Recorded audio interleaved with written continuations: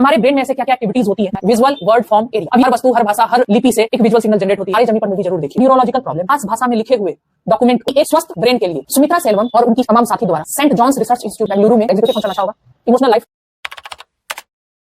नमस्कार दोस्तों, स्वागत है आप सभी का आज के इस YouTube वीडियो में। आज इस वीडियो में हम लोग नए टॉपिक पे बात करेंगे। टॉपिक है हमारा आज का learning skills and reading disorders. तो चलिए बिना समय गवाए वीडियो की शुरुआत करें। ऐसा अनुमान लगाया गया है कि आधी से ज्यादा आबादी को एक से अधिक भाषाओं का ज्ञान, मतलब मैक्सिमम जो लोग हैं, मैक्सिमम जो पॉपुलेशन है वो एक से अधिक भाषाओं का उन्हें ज्ञान है। तो इसके पीछे हाई लिटरेसी रेट, उच्च साक्षरता दर का ही ये कमाल है कि लोगों को एक से अधिक भाषाओं का ज्ञान। लेकिन आज का हमारा इस वीडियो में टॉपिक ये है कि जब एक व्यक्ति एक नहीं, दो नहीं या दो से भी ज्यादा मल्टीपल लैंग्वेज का उसे ज्ञान होता है, आखिर एक व्यक्ति अलग अलग भाषाओं को कैसे सीखता है। एज फॉर एग्जाम्पल, आप ही व्यूवर्स में से बहुत ऐसे होंगे जिन्हें हिंदी की भी ज्ञान होगी, अंग्रेजी भाषा भी उनकी अच्छी होगी, उनकी अपनी क्षेत्रीय भाषा भी अच्छी होगी। तो आज का हमारा टॉपिक यही है कि आखिर हमारे ब्रेन में ऐसे क्या क्या एक्टिविटीज होती है जिसके कारण एक लर्निंग प्रोसीजर को फॉलो करके, एक लर्निंग पीरियड को फॉलो करके हम एक से अधिक भाषाओं में अच्छे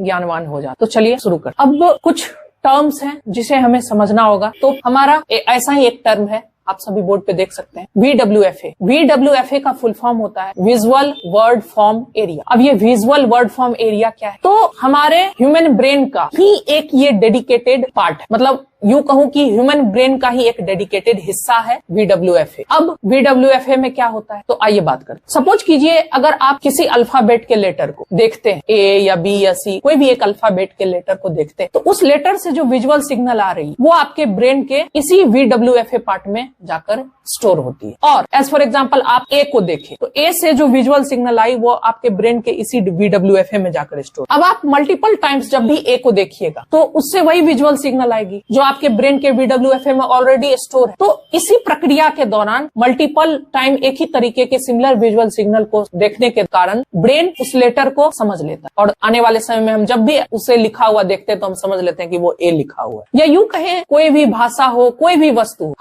हर भाषा, हर लिपि से एक विजुअल सिग्नल जनरेट होती है। वो विजुअल सिग्नल हमारे ब्रेन के VWFA में स्टोर होती है और बार बार उसी विजुअल सिग्नल को देखने के कारण ब्रेन उसे समझ पाता है और हम उस भाषा को समझ लेते, उस अक्षर को समझ लेते हैं, उस लिपि को समझ लेते हैं। तो visual word form area brain का एक हिस्सा है जो वस्तु, किसी लिपि, किसी भाषा, किसी अक्षर से आने वाले विजुअल सिग्नल को स्टोर करता है। अब आते हैं हम रीडिंग डिसऑर्डर्स में। तमाम कोशिशों के बावजूद भी अगर मैं बात करूं तो बहुत केस में ऐसा देखा गया है कि व्यक्तियों को कुछ न कुछ रीडिंग डिसऑर्डर्स हो जाता है और वो उस कारण से सही से पढ़ नहीं पाते, सही से लिख नहीं पाते, अच्छे तरीके से अपने आप को किसी एक भाषा में एक्सप्रेस नहीं कर पाते। तो आज इस वीडियो में बेसिकली हम लोग 4 रीडिंग डिसऑर्डर्स की बात करने वाले। तो हमारा पहला रीडिंग डिसऑर्डर है, जैसा कि आप लोग देख सकते हैं बोर्ड पे, डिसलेक्सिया। अब इसे मैं एक उदाहरण से समझाता हूँ। हम सभी में से ज्यादातर लोगों ने तारे जमी पर मूवी जरूर देखी होगी। अब तारे जमी पर मूवी में जो एक मुख्य पात्र होता है, जो एक विद्यार्थी होता है, एक छात्र होता है, उसे भी डिसलेक्सिया से ही ग्रसित दिखाया गया। अब डिसलेक्सिया से ग्रसित जो मरीज है उनके क्या लक्षण है, उन्हें क्या तकलीफ होती है, इसके बारे में बात। तो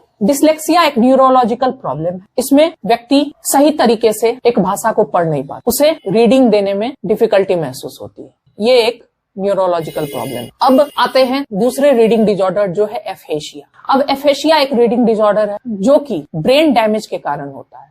अब brain damage, as for example, after a stroke brain damage हो सकता है, सडन एक्सीडेंट से ब्रेन डैमेज हो सकता है। और एक रिसेंट का फाइंडिंग जो मैंने अपने एक पहले के वीडियो में भी बताया कि कोविड-19 को भी कहीं न कहीं माना जा रहा है कि वो भी ब्रेन डैमेज के लिए रिस्पॉन्सिबल हो सकता है। उसके भी वायरस के कारण ब्रेन डैमेज हो सकता है। तो खैर, वो वीडियो अगर आप देखना चाहते हैं तो आप चैनल पे जाके देख सकते हैं। लेकिन हमारा मुद्दा आज इस पे रीडिंग डिसऑर्डर्स को लेकर। तो एफेशिया एक रीडिंग डिसऑर्डर है जो ब्रेन डैमेज के कारण होता है। अब एफेशिया में क्या होता है? अब जिसे एफेशिया है वो व्यक्ति किसी खास भाषा में अपने आप को एक्सप्रेस नहीं कर पाता, उस भाषा को समझ नहीं पाता है। अब हम अगले रीडिंग डिसऑर्डर एलेक्सिया की बात करते हैं। एलेक्सिया भी एक रीडिंग डिसऑर्डर है। अब इसमें क्या होता है? तो एलेक्सिया में व्यक्ति किसी एक खास भाषा में लिखे हुए डॉक्यूमेंट को, किताब को, कोई भी चीज आप बोल दीजिए, उसे पढ़ नहीं पाता है। और उसके बाद हमारा आज का इस वीडियो का आखिरी रीडिंग डिसऑर्डर है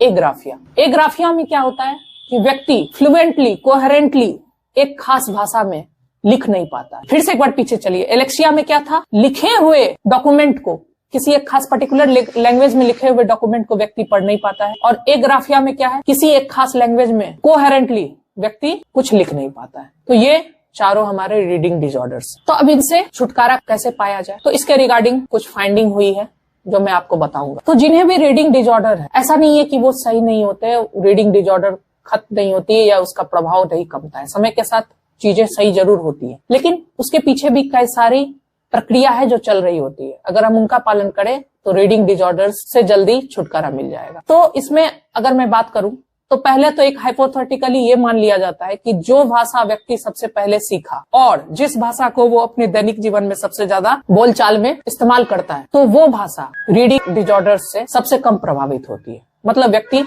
उस भाषा में जल्दी रीडिंग डिसऑर्डर्स को दूर कर अच्छा बन सकता है, रीडिंग स्किल्स डेवलप कर सकता है। लेकिन हम सभी जानते हैं कि हर चीज हाइपोथेटिकली प्रूफ नहीं की जा सकती। मेमोरी एंड न्यूट्रिशन, बचपन से ही घर में हम अपने बड़े बुजुर्ग को कहते सुनते हैं, अपने खाने पीने पे ध्यान दो, न्यूट्रिशन जो रिक्वायरमेंट है बॉडी उसे पूरा करो, अच्छी भोजन करो, बैलेंस डाइट लो, न्यूट्रिशनल रिक्वायरमेंट को पूरा करो। तो वो ऐसे ही नहीं बोलते, क्योंकि ये साइंस भी ये इस बात को मानती है कि एक स्वस्थ ब्रेन के लिए एक स्वस्थ शरीर का होना जरूरी, या यूं कहूं कि एक स्वस्थ शरीर में ही एक स्वस्थ मस्तिष्क का वास होता। तो ऐसे में कुछ फाइंडिंग अभी निकल के आई रिसेंटली, सुमित्रा सेल्वम और उनकी तमाम साथी द्वारा Saint John's research institute Bengaluru में इसके रिगार्डिंग रिसर्च होती है। प्री स्कूलर्स एज ग्रुप पे वो लोग रिसर्च करते हैं और वहां से उन लोगों का निष्कर्ष ये निकल के आता है कि जिन भी बच्चों का, व्यक्तियों का समय रहते न्यूट्रिशनल रिक्वायरमेंट पूरा हुआ, उनके भोजन में पोषक तत्व अच्छे रहे, तो उनका चीजों को समझने का तौर तरीका, लर्निंग स्किल्स काफी बेहतर होता है। और इतना ही नहीं,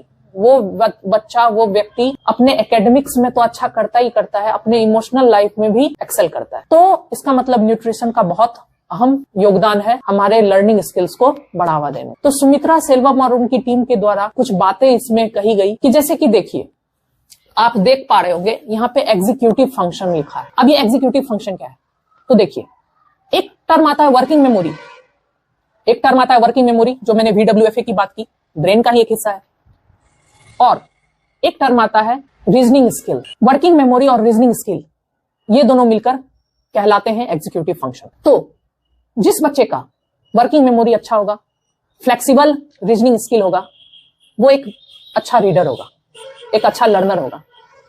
तो यूं कहूं कि जिस बच्चे का एग्जीक्यूटिव फंक्शन अच्छा होगा, वो एक अच्छा लर्नर होगा, एक अच्छा रीडर होगा। और एग्जीक्यूटिव फंक्शन अच्छा होने के लिए फिर वही बात, न्यूट्रिशनल रिक्वायरमेंट पूरी होनी चाहिए। अगर न्यूट्रिशनल रिक्वायरमेंट पूरी होगी तो एग्जीक्यूटिव फंक्शन अच्छा होगा, और एग्जीक्यूटिव फंक्शन अच्छा होगा तो लर्निंग स्किल्स, रीडिंग स्किल्स अच्छी होगी, और उनके कारण एकेडमिक्स अच्छा होगा।